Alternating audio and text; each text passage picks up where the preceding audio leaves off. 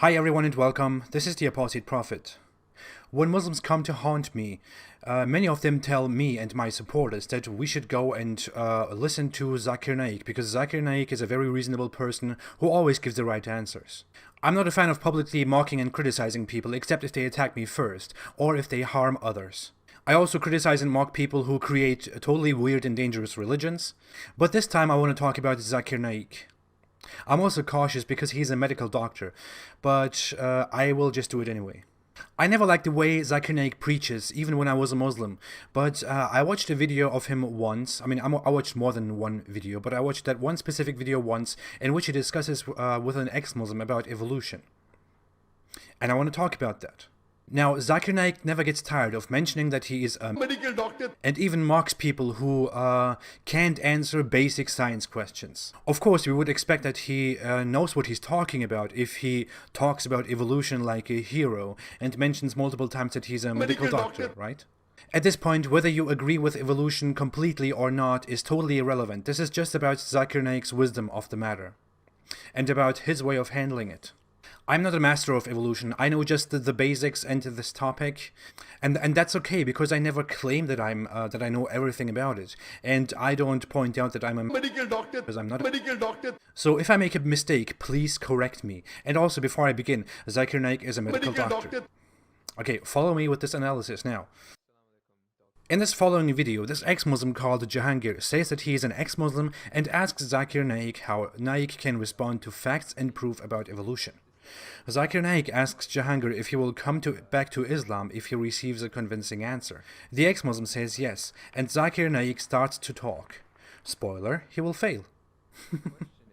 As far as the question on theory of evolution is come, the first point is that the ex-Muslim asks about Islam's stance on evolution, but Zakir Naik talks about the evolution theory and starts talking about how Charles Darwin proposed the idea through his observations and a book. This is the first fail, because the thought of evolution existed long before Charles Darwin. Charles Darwin's contribution was a theory of evolution through natural selection, the big breakthrough. Zakir Naik talks in his answer very long about things that he babbles about evolution, and also apparently wrote a book about it. I don't know. I didn't even research that far. and he said that I do not have proof as far as my theory of evolution is concerned. Here he highlights that Darwin, when he noticed that, didn't have any proof. Well, no shit, because Darwin made the observation at that time and took it further to analyze it further. That's how science works. So there is no proof regarding Darwin's theory at all. It's a theory, it's not a fact. From that point on, Zakir Naik points out that Darwin had no proof for his theory, and that the evolution theory is a theory and not a fact. This is one of the most common mistakes and misconceptions that people make about science and evolution. And Zakir Naik, even though he claims to be a medical doctor who knows everything about the matter, makes the same stupid mistake. To explain this very simply, there is a huge difference between a theory and a scientific theory. A theory, as we all know, is an explanation or an interpretation of something, but is only possible and not really true and can be easily challenged. A scientific theory, however, is an explanation of a natural fact. It can be tested repeatedly and has been accepted by the scientific scholarly consensus. If more scientific evidence is gathered, then the theory can be changed, it can be altered, it can be widened, or it can be replaced. Evolution is, depending on how you look at it, a fact, and Darwin's theory was just a theory of that fact, an explanation of that fact. So, to make it very simple, a theory in English is possibly true, but can be easily challenged. A theory in science is accepted as truth and needs clear evidence in order to be challenged, changed, or removed in any way. The beautiful thing about science is that it is always open to proof. A fact is something that we can clearly tell is true, and a scientific theory is the explanation of that fact. Considering all of this, Darwin's theory couldn't even have been a theory at that time, but as we observed just now, Naik doesn't even know the difference and doesn't know what he's talking about. Now in most of the schools, they teach Darwin theory as though it's a fact because they don't have any alternative. Here Zakir Naik says that schools teach evolution because they don't have any other alternative. Can you believe that? That was possibly the most stupid thing that I saw crawling out of his mouth. There are many scientists who support Darwin's theory, but as far as recent times are concerned, most of the scientists today they do not agree with Darwin's theory. No, you got it wrong again. The vast majority of scientists agree with evolution as a fact. Scientists only don't agree with Darwin's theory word for word now, because it has been altered with new evidences that came up. That's how science works. That doesn't mean that people simply change their minds completely and change their minds on evolution, and that scientists suddenly believe that evolution is all a lie because Darwin's theory was not complete. That's not how it works. But Zakir Naik doesn't get that part because he's a medical doctor. If there was evolution today, we should be having some people who are in between monkeys and human beings. You don't find that in any museum. Here he says what many as a misconception say, that if evolution was true, we would have in-between beings in our time right now. Well, no, Zakir Naik, that's why we have natural selection. If natural selection is true, then it is totally normal that we don't have weird-looking creatures walking around among us right now. But Zakir Naik is a medical doctor who doesn't know that. Most of the scholars today do not believe in Darwin's theory as a whole to be correct. This time he says that most scholars don't agree with Darwin's theory as a whole. Well, this time he said it right, but what's the point? Oh well, later he repeats the same thing and says that most scientists agree that we don't come from apes. Well, no one said that we come from apes. Evolution doesn't say that we come from apes. That's a usual misconception. According to evolution, we have a common ancestor with apes. We don't come from them. And Zakir Naik should have known that because he's a medical doctor. And that's what the Quran says, that we believe in the theory of creation, not in the theory of evolution. Does the Quran say that? I really need to read it a fourth time. Of course, the Quran doesn't say anything alike. Zakir Naik just talks about how the Quran says that we were created. And he makes the same mistake and uses the words in a wrong way. Again, a scientific theory and a theory are not the same thing. This is my favorite part. Hope that answers the question, brother. No. Well, now the ex-Muslim teaches him and says what I just talked about. It's not the theory of Darwin anymore. What did you not understand? What you say, it is true. It was true. 150 years ago, it was true. It's not Darwin's theory anymore. I don't know of any textbook of medicine in any college in the world which says that we have been evolved.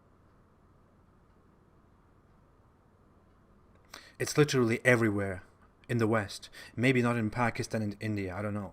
The statement by itself, theory of evolution, means it's a theory. So by English language itself, you don't have to be a researcher. When you say theory, it's a theory. When the theory becomes a fact, it changes. That thing changes into a fact. You see, a scientific theory never becomes a scientific fact.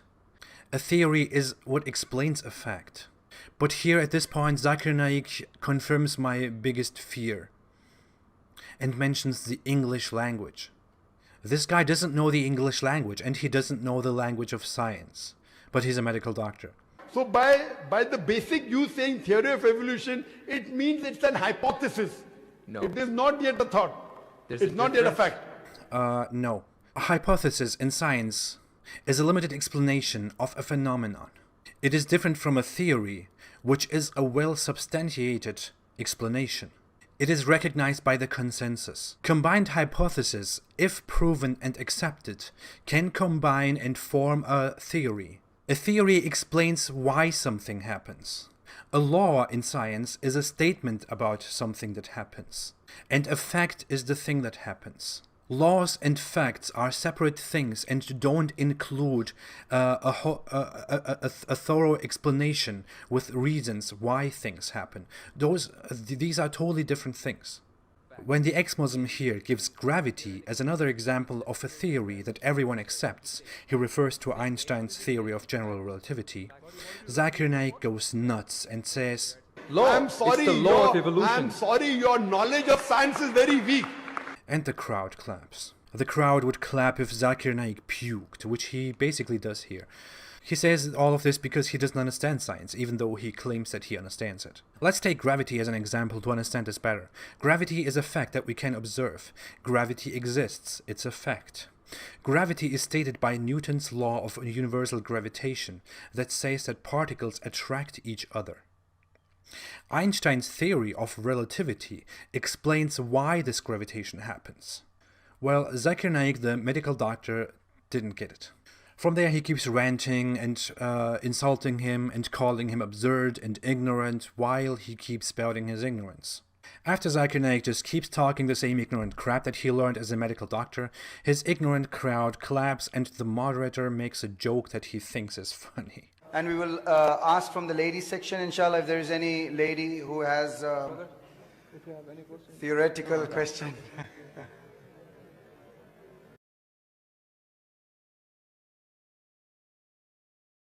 That just reminds me of a gathering of extremely foolish people whom you tell that the grass is green, but their leader says that grass is blue, and the crowd agrees with everything he says anyway, and claps and cheers. Well, dear Muslims who propose Zakir Naik at any opportunity, after seeing Zakir Naik making such stupid, such ignorant statements, while he claims that he is very well educated on the matter and a medical doctor, while even insulting his opponent who obviously knows much more on the matter than him, how can I even go on and listen to any other garbage that he says? Not only is he annoying to listen to, he's also extremely arrogant and just simply rude and wrong. So off with that crap. Thank you for watching. If you like this video and if you like my content in general, please don't forget to subscribe, to like, and to share this video. You can also follow me on social media for updates. I'm very active on Instagram and on Twitter. I also released a few new articles on Gallup Report. You can have a look at them if you like to read. And I want to give a shout out to Egyptian atheist who made my intro and outro for me, because his work is amazing. And he has a new YouTube channel that he started a few days ago. And it is very, very much promising. He's a great ex-Muslim who has lots of knowledge about Islam as well. If you want to support my cause, if you want to support what I'm doing, exposing Islam for what it is, you can consider supporting me on Patreon. I would very much appreciate it. I appreciate every kind of support. Even if it's only $1, I appreciate it very, very much. The links to that are below in the description.